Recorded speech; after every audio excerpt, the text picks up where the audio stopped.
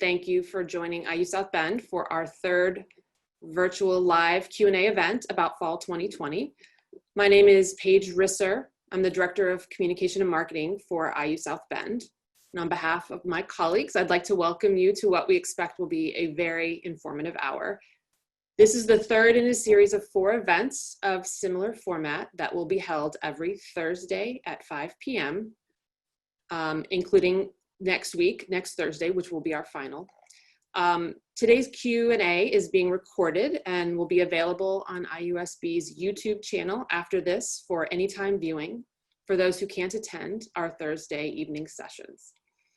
Our time together today will offer you the opportunity to hear from IU South Bend leadership on a broad range of topics relevant to returning to campus this fall. Some of you may have already submitted questions when you registered, and we will address those. If you'd like to submit a question during our time together today, please do so via the chat button to the Office of the Chancellor at the bottom center of your screen. If any of our participants today require closed caption accommodations or Spanish translation services, also please let us know by using the chat button below. Today we have with us campus leaders from academics, student services, housing, facilities, and financial aid who are here to provide updates about the fall semester and answer as many questions as we can. For those questions we may not be able to answer, we will provide answers in upcoming communications and on IUSB's Fall 2020 website. Now I'd like to introduce Kathy Buckman, our Associate Vice Chancellor for Enrollment Management, to offer her welcome this evening. Well, hi, everyone. I'm back again this week to deliver some remarks, first of all, on behalf of our Chancellor Susan Elrod. I understand she was on the virtual stage last week, but I'm back this week and happy to present her remarks. She wanted me to share some information about IU South Bend's approach to the 2021 academic year. So, our priorities for the year are simple. It's the health and safety of the IU South Bend community and making sure that students can continue to receive a quality IU education. Our faculty have been putting in a great deal of time and effort this summer, developing quality course content and instructional practices for a range of delivery methods. And all of our student services are prepared to support students this fall, whether it be in person or online. And for those of you who plan to be on campus, a variety of measures are being put in place to help ensure your health and safety. So among these are providing and requiring cloth face coverings for all students, faculty, staff, and visitors, and enacting vigorous cleaning procedures, and also reducing the number of people on campus at any one time. Signage will be there to inform you about public health guidance and any restrictions that are in place in terms of spacing and distancing, so forth. And additionally, all IU students, faculty, and staff will have access to a virtual symptom checker and virtual screening and COVID-19 testing if it's needed. All members of the IU community will also need to review and sign an agreement committing to individual safety practices before they return to the campus.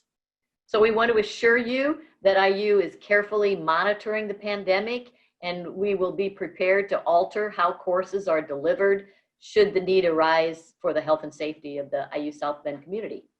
So we are committed to keeping you informed of any updates that may occur, and we'll continue to communicate with you in the weeks and the months ahead. And with this, we hope that we've set your mind at ease that we are managing this situation with health and safety at the forefront. If the situation changes, we're prepared and we'll adjust accordingly. So with that aside, now I'd like to shift from health and safety and the pandemic and take just a few minutes to talk about college, because this should be a very exciting time for everyone. So like so many others who have spent their entire lives working in higher education.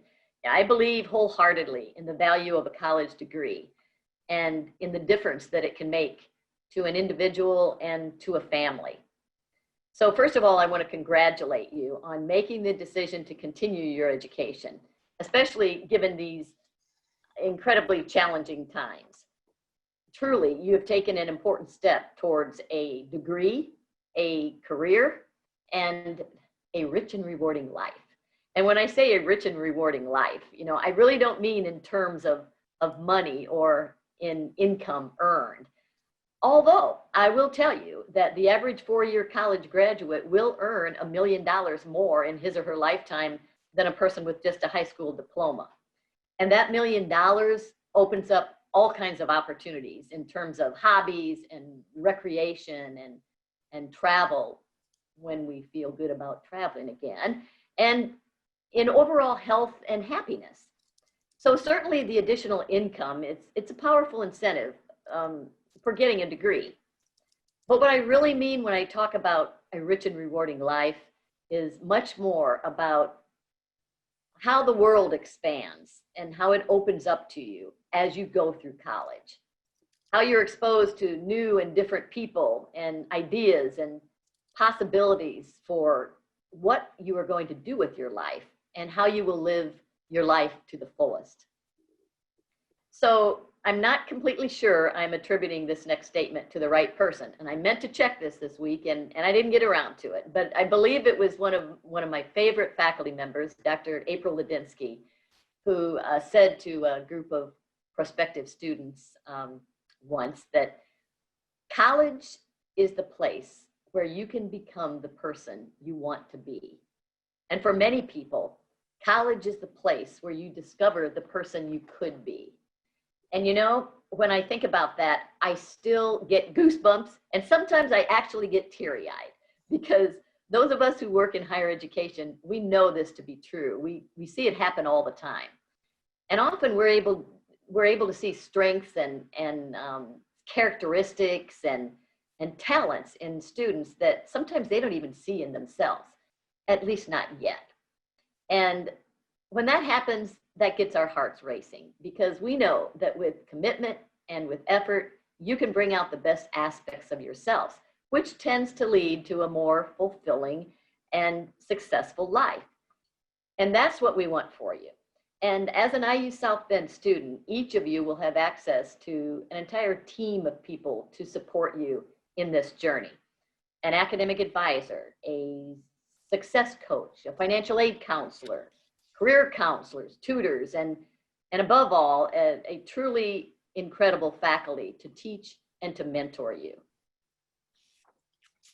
College is just a remarkable opportunity, and we hope you take advantage of it, and we hope you make the most of it. And we will be here to partner with you every step of the way. You know, we miss being with our students and our colleagues, and we look forward to having everyone back on campus when the time is right. And in the meantime, we'll do what we need to do to keep moving forward. We're so glad to have you with us. And, you know, not only will we get through this, this strange period in our history together, but we'll learn and we'll grow from it, and we'll just keep moving forward. And with that, I am going to turn it back over to Paige to begin the questions and answer session. And we hope you have a great year, everyone.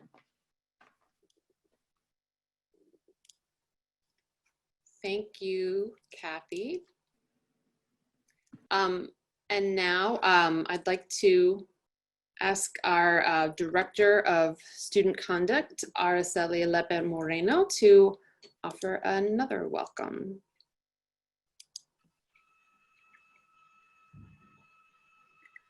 Buenas tardes. Para los estudiantes y padres que hablan español, la Universidad de Indiana South Bend les quiere dar la bienvenida a nuestro evento informativo de hoy. Este evento es el tercero de 4 eventos que tenemos para darles información sobre la reapertura de nuestra universidad este otoño. Nosotros sabemos que muchos de ustedes todavía tienen muchas preguntas acerca del regreso y la reapertura este otoño para sus estudiantes. Estos eventos informativos son para contestarle todas sus preguntas. Nuestra universidad cuenta con personal bilingüe. Si usted prefiere hacer una pregunta en español, la puede poner o escribir en el chat y con gusto se la contestaremos. Otra vez, este es el tercer evento de 4. El evento también está siendo grabado para si usted gusta verlo en el futuro o quiere enseñárselo a un estudiante que quiere entrar a la Universidad de South Bend, lo puedan ver. Gracias. Otra vez, mi nombre es Araceli Lepe Moreno para servirle. Y ahora pasamos a Paige para seguir con nuestro evento.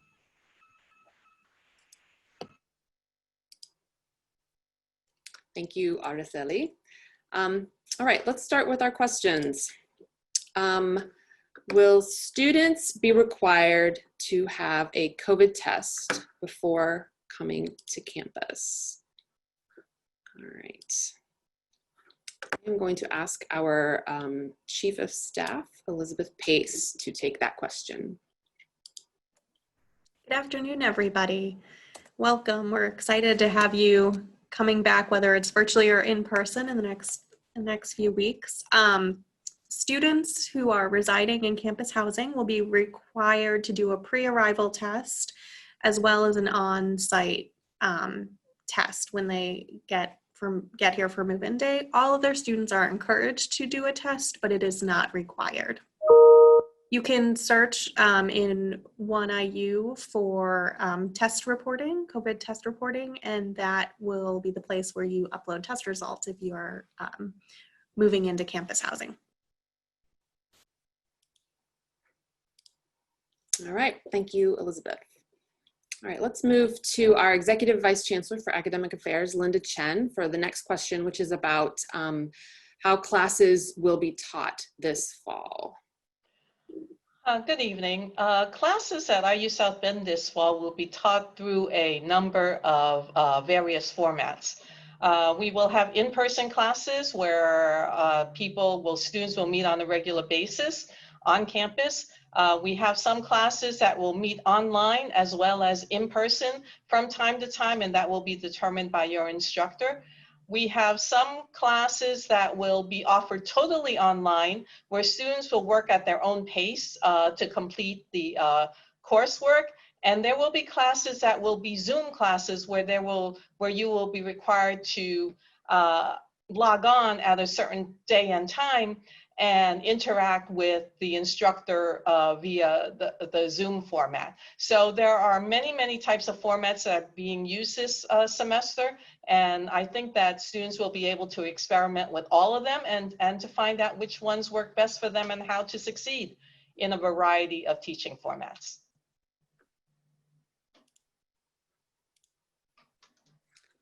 Thanks.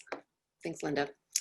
All right, we're gonna go to our Director of Housing, Scott Strittmatter, next to answer some questions about how housing will be keeping students safe.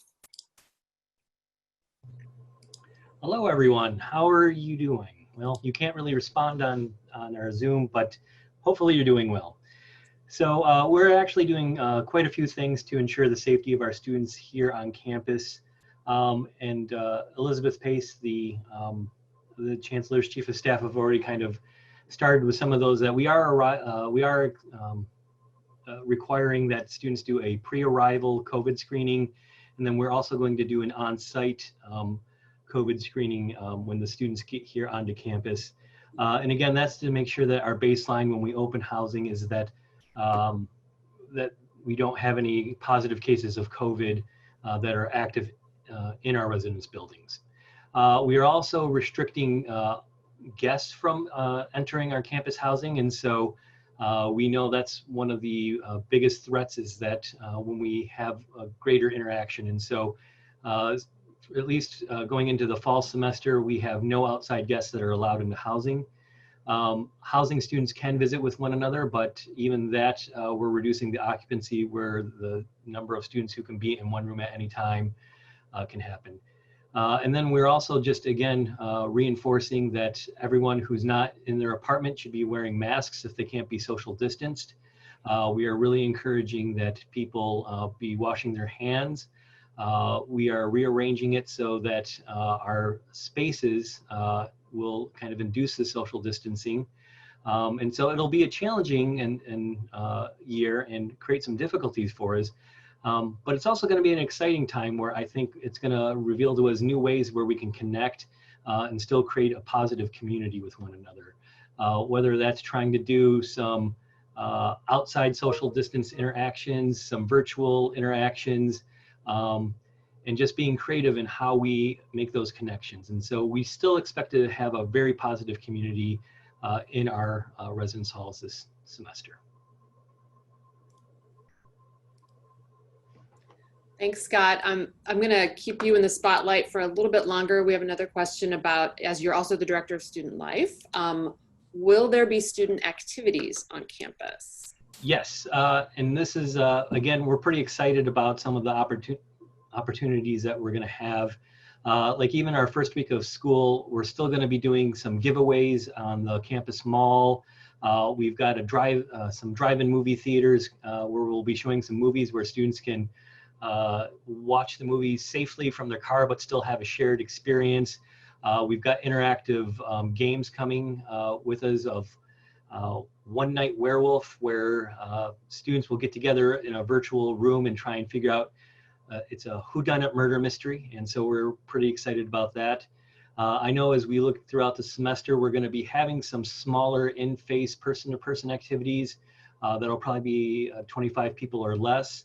But then we're also still going to have some interactive activities that'll happen online, such as where we'll be doing like crafting kits where students can pick up the kits the week prior to it, and then we'll all get onto Zoom and craft together, whether it's doing a painting or making something, but we're pretty excited about that. And I'll be honest with you, a lot of this is going to come from the creativity of our students as they get more comfortable and figure out what they actually want from their experience and how they can do that safely. And so I can guarantee you we're going to have a lot of activity for our students this semester. Thanks, Scott. I'm sure you guys will come up with some creative, fun, distanced activities. Our next question is about the mask policy. As you may or may not have heard, visitors, students, staff, faculty will be required to wear masks on campus, and we have IU branded masks for students that are coming in the mail soon, and for faculty and staff as well. So you can look for those. I'm going to ask Executive Vice Chancellor Linda Chen to answer this question, please. Okay, the IU mask policy requires that when you are on campus that you wear a cloth mask. The only time that you can take your mask off is if you are in your own office. We will have, students are required to wear masks in classrooms, and if students forget to bring their masks, or if faculty or staff forget to bring their masks to campus, we will have disposable masks available for students to use. It is not an option to not wear a mask unless you have a medical reason to not wear a mask. If you decline to wear a mask, or if you take your mask off while you are on campus, you will be asked to leave campus. If you are a student, your instructor may impose other academic sanctions if you should decide not to wear a mask to class, and certainly your instructor will most likely ask you to leave the classroom. So this policy is based on the best scientific evidence that we have available. This policy is designed to protect everyone in the community. The more people wear masks, the more people social distance, the less of an opportunity, the less of a chance that any of us will get sick. We understand, after months of being in the pandemic, we know that it is something that travels through the air, that it is based on contact with other people. And so this is something that IU came to a decision about. And since we have a medical school, we use our best doctors and our best public health people to come up with these policies to keep all of us who are part of IU Safe.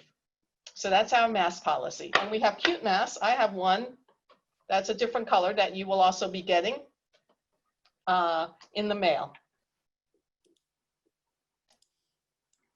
That's right. You'll get one of each, black and gray colored IU branded mask. All right, let's take a question about new students and their student IDs. When will new students be able to get their student IDs? I'm going to ask Phil Mikluck, our Executive Director of IT, to take that. Hey everybody, hope you're having a good time this summer. In order to limit the amount of physical potential exposure for folks, what we're going to be doing is drive up Crimson Card dispersal. And we've already started that. We actually had one today from noon till 4 p.m. It's been very well received. So basically what you do is, this is on the south side of the Education and Arts parking lot. That's where we've been having these. You can just drive up. There's a table there where your student ID will be. You very quickly can pick it up and be on your way. We're going to schedule more of those in the next couple of weeks. I don't think we have dates yet, but keep your eyes and ears open. We'll be advertising those dates, and there will be more of those. If that doesn't work for you, we're looking at implementing some other things where you can do a very quick pickup. One of the ideas we're kicking around right now is that you could come to the support center outside. You wouldn't be allowed in, but someone will pop out, get you your Crimson Card, and you can meet. So we're looking for ways to do those kinds of things, keep that contact minimal, but still allow you to get your card as you need it.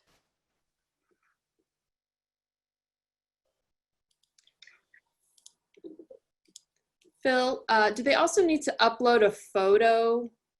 Is that part of the process? Yes, the more stuff you can do ahead of time, the quicker the contact will be. If we need to take a picture, that becomes a little problematic, but we can manage it. So yeah, if you can upload a photo, that would be good. A lot of that stuff you can do online. If you're going through orientation, they should walk you through all of that, and then all you have to do is pick that up.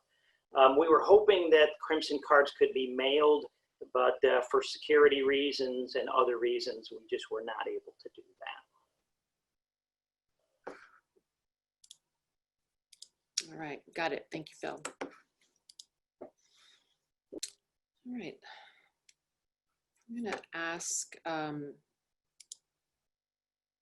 about facilities. Our Vice Chancellor of Administration and Finance, Philemon Yebi, hopefully can take this question about how our buildings and facilities will be handling cleaning, de-densifying, and making accommodations in those respects. Hi everyone. Thanks for the question, Paige, and I think Mike Prater is on with us as well, so I'll let him take a piece of this as well. We've done a deep cleaning over the summer, so all the buildings are at a pretty high standard as it is. So when students, faculty, and staff return to campus, they'll find buildings that have been done a deep cleaning. We've structured the class schedules to sort of stretch or expand the times, so we don't have a lot of congestion on campus. There'll be periodic cleaning every night or every evening after classes are completed. And we'll also provide cleaning supplies at different locations on campus that you can do your own self-cleaning, whether you're walking into a lab or you're going to use a computer station. There'll be cleaning supplies provided. We'll have hand sanitizer stations in all our buildings. There'll be automated hand sanitizers that will dispense sanitizer, and we'll fill those out on a daily basis.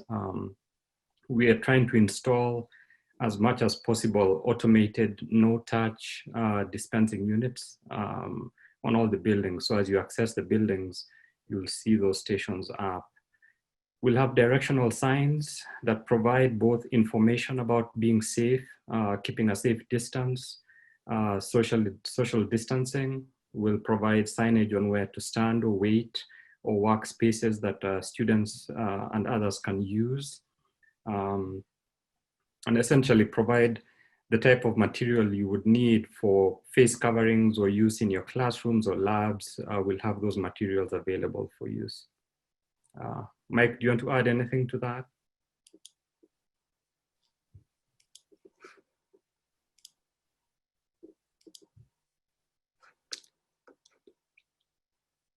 Do you have anything to add, Mike?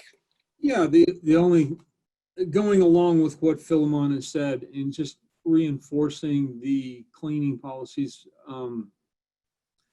my staff will concentrate on the high touch areas, trying to make sure that the restrooms, the door handles, the common areas, your classrooms are cleaned, and we will be increasing the frequency of going through there to go along with all the healthy things that we're asking you to do.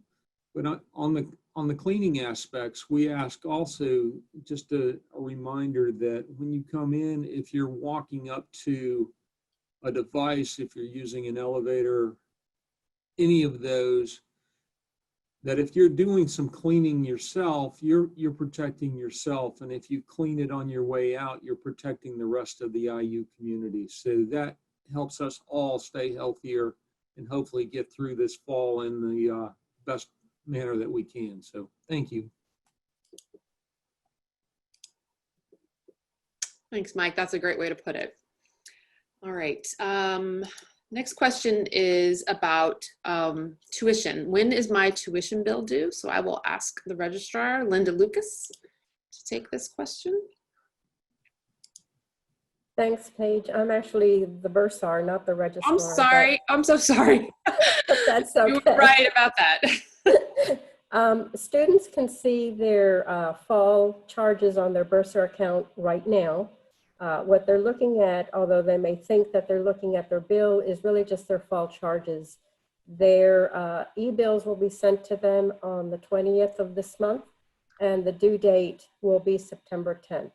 There was a pretty long write-up in the Daily Titan today about fall charges, billing, setting up payment plans, and we're encouraging our students to read that carefully, pay attention to it. If there's financial aid that is not showing on your e-bill when you receive it on the 20th, you would need to contact the financial aid office. But the bills will be out later this month. Due date is the 10th of September, and distance online payment is a preferred method at this point, because cash, as we all know, is very dirty and not acceptable in many establishments. And so we're trying to discourage our students from using cash to pay their bills. And even coming to the cashier's office to pay with a check is not the preferred method, because students can pay online through their student centers with an e-check, and there's no additional convenience fee associated with that form of payment. So it really is a preferred method. It's the safest for our students and our staff. Thank you, Linda, our bursar. And does bursar also handle the parking? Would you be the best person to take a parking question? I can take a parking question. All right, awesome. So how should folks pay for and pick up their parking pass? The only way at this point to register for parking is through the parking module, the parking website. And so I don't know that it's open yet for the fall semester, but students can go onto the parking website, register for their parking hang tag, and it will send an electronic request to the central office for parking, which happens to be located in Indianapolis, and they will mail the parking hang tag to the student's home address. Students can choose one of two methods to pay for their parking hang tag. They can pay through the parking website, and it's like going on to Amazon or any other online vendor. You would pay with PayPal, or you can also choose to add the charge to your bursar account. So if you're a student who is going to have enough financial aid to pay for all the tuition and fees on the account and parking as well, you can go ahead and add the charge to your bursar account. And then when your aid credits, it'll pay for your parking charge as well. A caveat there, though, is if you wanted to pay for parking, you actually need to sign your Title IV authorization. It's a mandate of the Department of Education that if a student has signed the Title IV authorization for the South Bend campus, their federal aid can pay for all of their charges, not just the educational charges. So it would be able to pay for your parking charge as well. Thank you, Linda. I'm getting information that that was active August 1st. So that should be open now for folks to check out parking.iusb.edu. All Maybe right. just to Paige, may I add to that? Absolutely. Thanks, Philemon. Okay, and we understandably, we have an adjusted semester, you know, that we have remote learning after November 20th. And so we adjusted the permit rates for students. It still enables the students to have a valid pass through December, but the rate is adjusted to account for that adjusted term. So just an additional point there. Thank you, Philemon.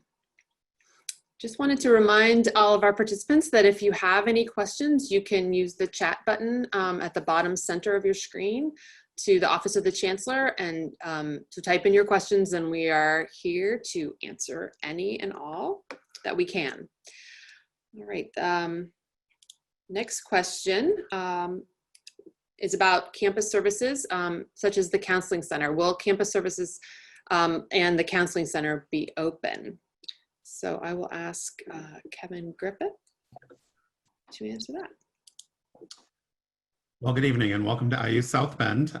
Yes, our Student Counseling Center is fully operational. We're not seeing students, however, face-to-face physically on campus. All of our services are through telehealth, which is a Zoom process. So if students are interested in counseling services, you would call the Counseling Center, set up an appointment for a Zoom session, and then we'll go from there. So we hope to hear from students. It's okay to ask for help, and we're all ready and waiting to welcome you to our South Bend campus. Thank you, Kevin. All right, this is our next question. Is there an on-site student orientation still available for new students to attend? If so, when and how does one register? All right, I will ask Rick Denny to take this question. He's our Director of Student Support.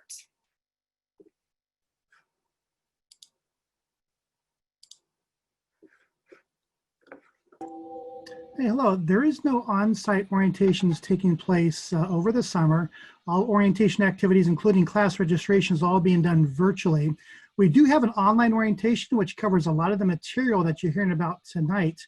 If you go to orientation.iusb.edu, you'll find a link to that. And that'll walk through a lot of the steps, not only to get your Crimson card, but also to set up an appointment with an advisor to register for classes. But unfortunately, no, we're not able to do any of the in-person on-site orientations this summer.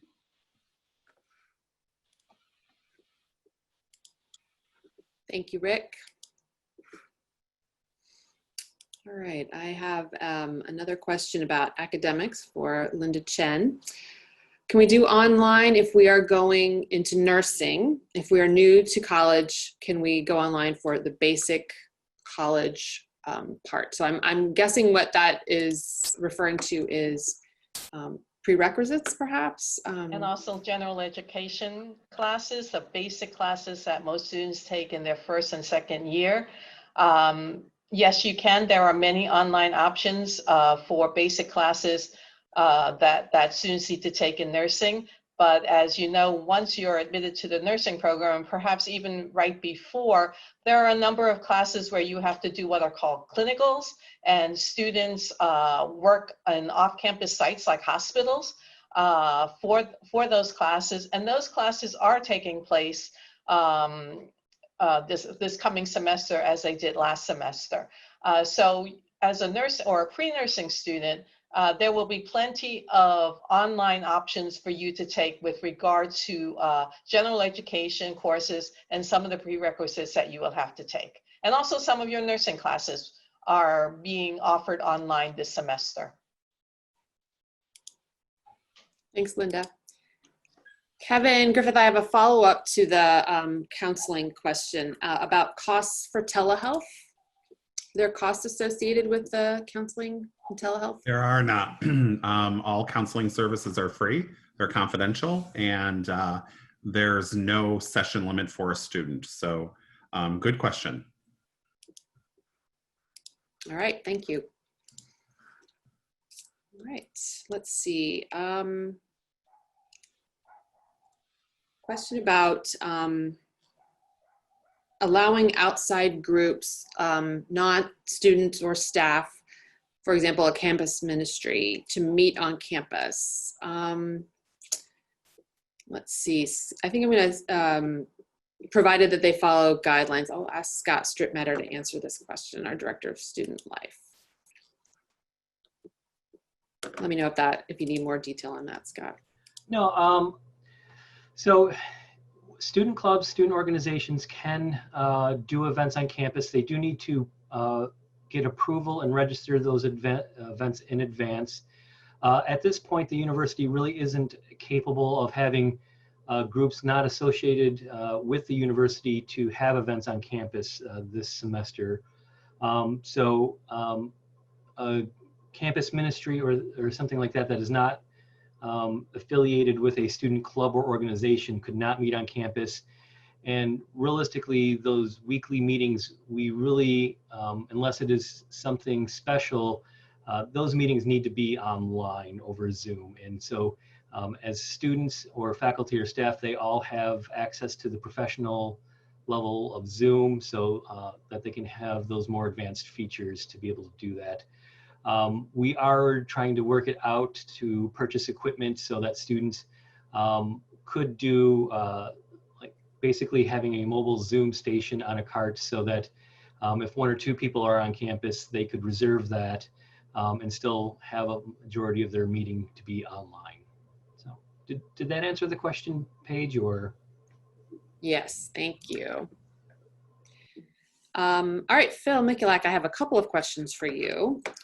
First one is about following up on the Drive Up Crimson Card, how the dates for those will be communicated. It turns out there's going to be a number of ways we're going to communicate those. They'll be communicated through the Daily Titan. If you're a new student, you may not be familiar with that, but there's a daily digest that comes out with announcements for the campus. So that'll be one method. We'll advertise that through our information gateway that Rick Denny is over. We'll advertise that through Scott Strittmatter in Housing, through the Veterans Affairs, and then the Crimson Card team in Bloomington will send direct emails to students about them as well. So please watch your email, don't, disregard it, and you'll get those dates. Thank you, Phil. One more question about a future finance or accounting student. Is there a recommended type of computer, PC, Mac, for those types of classes? That's an excellent question. Generally, what you want to do is get the equipment that's as new and as high powered as you can. Laptops work fine. Certainly in this environment, if you can have your own personal device so that you don't have to share with anybody, that's always a really good idea. If your business class uses Microsoft Office tools like Excel, for example, then a Windows-based computer is, I think, your best bet. Windows 10 is the operating system that you should look for, and you really can't go wrong if it's Windows 10. And remember that through IUware, students can get access to Office 365 products, which includes Microsoft Word, Microsoft Excel, basically all the Office products. If your class is more Mac oriented, that works too. But if it's really going to use Microsoft Office products, probably a Windows based laptop is probably your best bet. Thank you, Phil. All right, this next question is for Doug McMillan, our Associate Vice Chancellor for Academic Affairs, about signing up for online classes. Can you give us a primer on that, please? Yes. It will depend a bit about where you are in terms of the registration advising process. So if you haven't in terms been advised yet into classes, then you'll need to meet with your advisor. So you got to make sure that you have, for example, set up your access to OneIU, your email, and also make sure you've, at this point, reach out to new student orientation to get registered for to meet with the people in terms of your advising. In terms of actually, if you've already been advised for these courses, then what you simply have to do is go into your student center, if that's available through OneIU, go through iGPS, and then you can register for classes online as you would for face-to-face classes. So the process is exactly the same. And if you need help doing that, you can reach out to our gateway at 574-520-5005, and they certainly can help you get registered for your classes. But at this point, if you haven't met with an advisor, go through the NSO module. That will tell you who your advisor is. Reach out to them, and you can get registered for classes. And perhaps Rick Denny can add to that as well.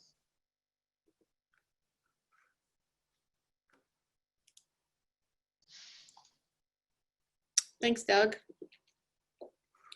Rick, did you have anything you wanted to add to that?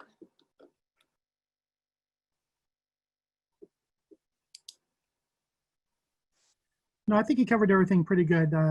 Yeah, just for if you're still needing to register for classes, start at orientation.iusb.edu. That will walk you through the orientation and get you set to meet an advisor. You see an email above my head there. Feel free to email me and I can guide you through the steps too. So make sure you get registered for classes as soon as possible. Thanks, Rick. Right, our next question, will there be food service on campus? I think I will ask Philemon to take this question.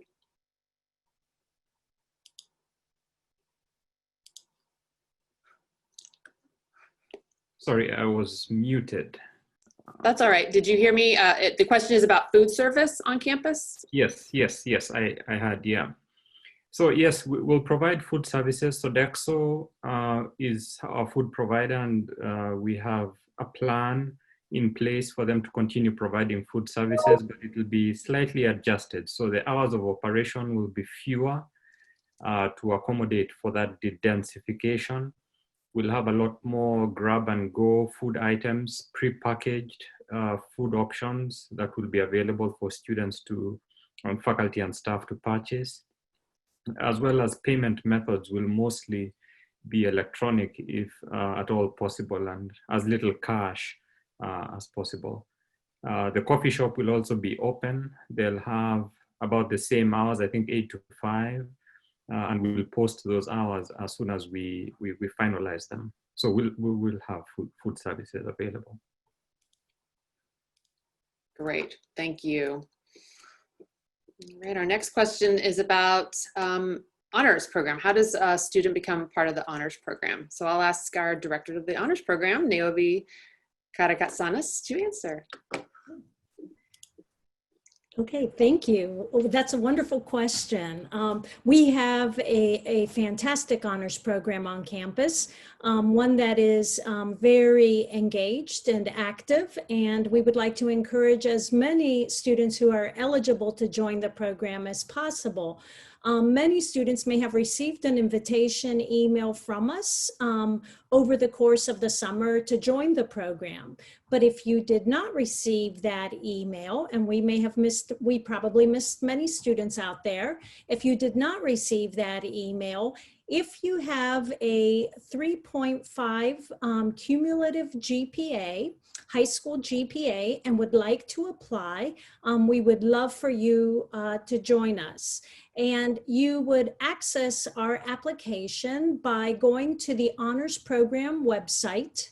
The application is there under the link that there is a link on the landing page, which it states benefits to students. So if you go to that link, or I think the application actually, I'm sorry, is right on the landing page. So if you click on the application, you will, it's a very short application, one page that we ask you to complete. We also ask you to submit a resume and then a very short essay, a 250-word essay on a book you've read and the impact that it's had on your life.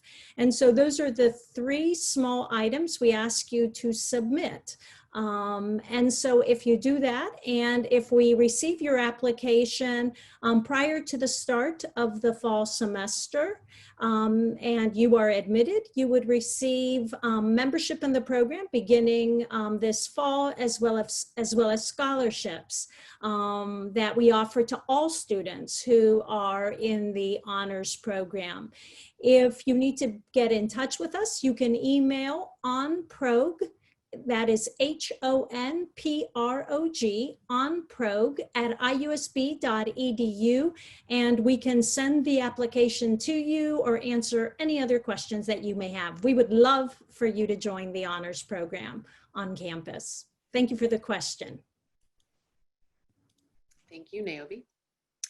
All right, Phil, I have a follow-up question for you about the software. Is there software that is available for free to students? Yes, there is, and who doesn't love free software? One of the things that will be your friend throughout your tenure in college for IU is we have a nice website which is called our knowledge base. So all kinds of IT related information is in the knowledge base, and it's a self-serve. That URL is kb, as in knowledge base.iu.edu. So once you have an IU account and an IU username, you can go to kb.iu.edu, and all you got to do is type in there free software, and a whole list of software that's available for free will pop up. Much of it is downloadable, and some of it you can actually use remotely too, through a product called IU Anywhere. And there is a lot of stuff there. Some of the stuff that's there I've never even heard of. So lots and lots of free software. And you can also ask technical questions and do searches in kb.iu.edu. Great, thank you, Phil. All right, I'm going to ask Ann Drake, our Director of Disability Student Services, to answer a couple of questions about accommodations. Will students still be able to receive accommodations if their classes are online? Hi, yes. Am I unmuted? There we go. We can hear you. Good. Yes, of course, accommodations will still be available. What we've done this week is we've sent out an email to all students who are registered with us so they can let us know if they still need accommodation letters for their classes. What we'll do, instead of handing you a letter to give to your professor, we're going to be emailing all of those this semester to cut down on that process.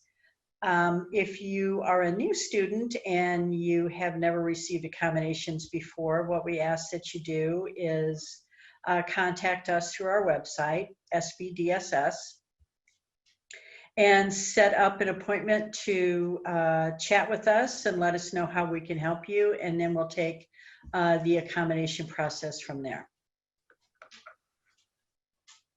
All right, thank you, Ann. Mm-hmm.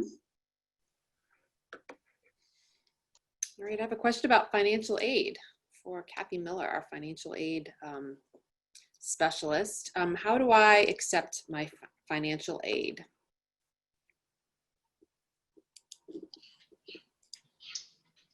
Hi, to accept any of your financial aid, you would be able to log into your student center. Then there will be a link in there called Accept Decline Award.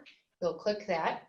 All grants and scholarships or waivers are all in accept status already. So you would only need to take an action on any student loans in that screen. Whether, like I said, whether it's accepting it for the full amount, or even if you want to lower it, you can lower the loan amount, say from $4,000 to $2,000. All of it's done on that spot. If you have problems, you can either email us or call us and we can help walk you through that. Great. Thank you, Kathy. All right, I think our next question is about what happens after Thanksgiving and the academic calendar changes that have been put into place this year.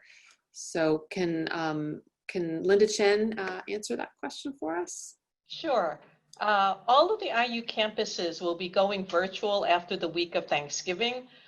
So for the two weeks of classes and finals that IUSB will have, all of those classes and finals must be virtual. They have to be online. So faculty have been preparing for this. Some of our classes will end at Thanksgiving, but most of our classes will go through the entire semester, with the last three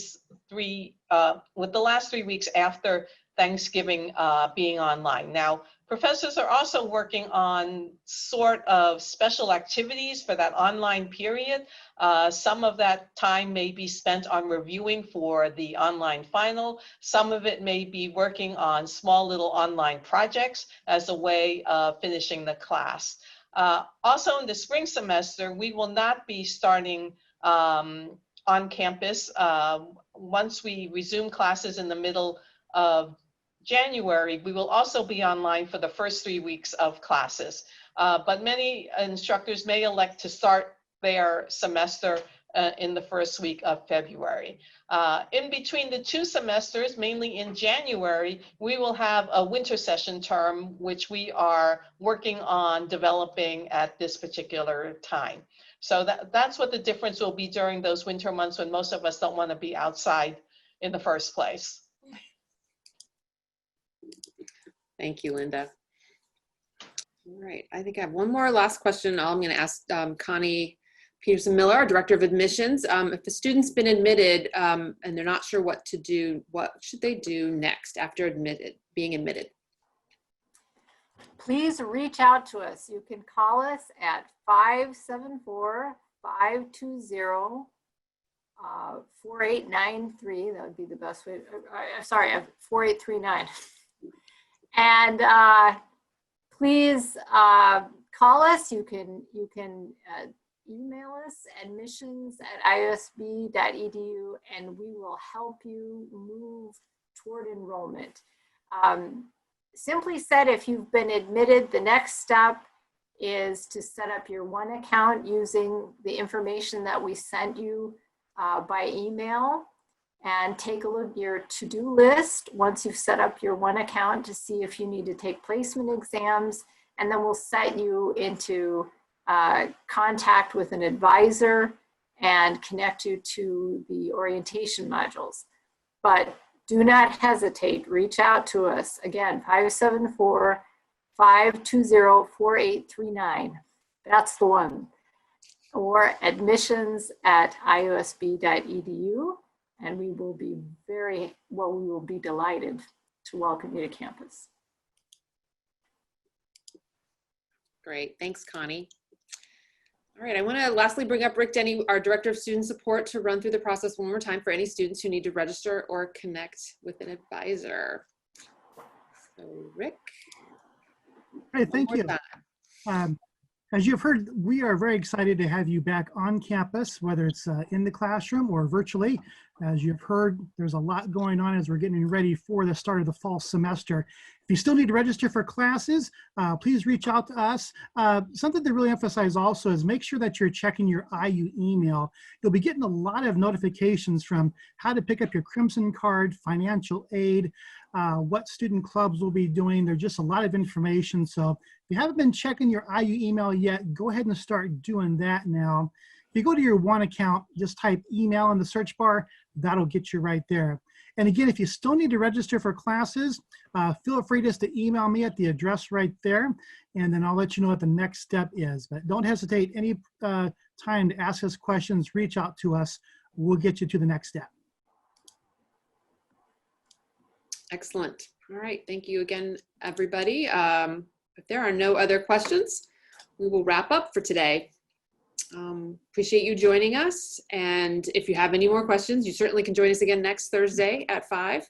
And we appreciate you letting us know what you need to move forward. I know this is a difficult time for all of us, so we are here to lift you up and support as we get going with our academic year. So with that, I will say good night, and everyone take care.